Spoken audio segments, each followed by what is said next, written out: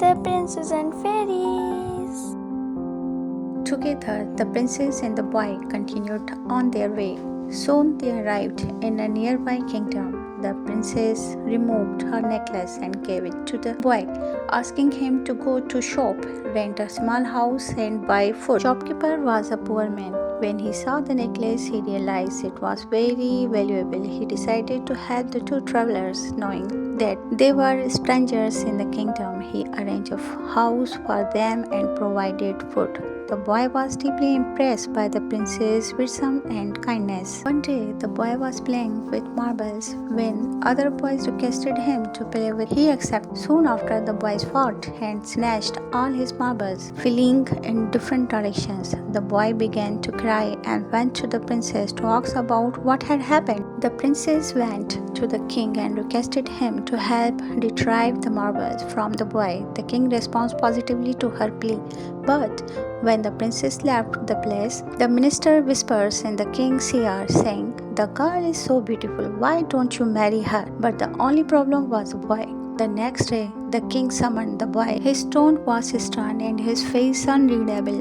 "If these marbles truly belong to you," he said, holding up the glittering pouch, "then bring us proof. Bring more marbles like these, carved in the same way." The boy bowed respectfully.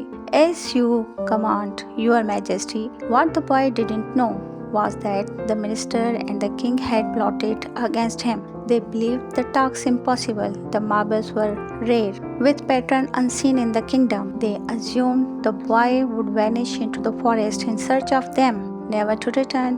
It was their way to removing him quietly. The boy returned home and asked the princess what he should do. The princess thought for a moment and then advised the boy to accept the king's challenge.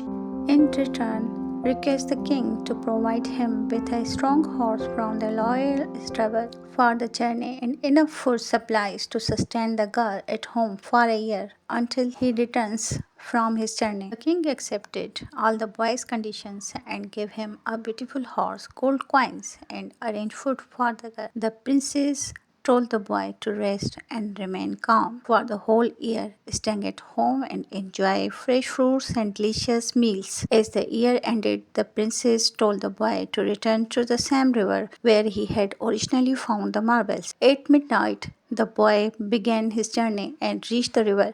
He collected as many marbles as he could. Soon he became curious and decided to find out where the marbles originated. He followed the flow of the river. Nearby, he saw an injured fairy hanging from a tree. Her blood was dripping into the river, and each drop was turning into a marble.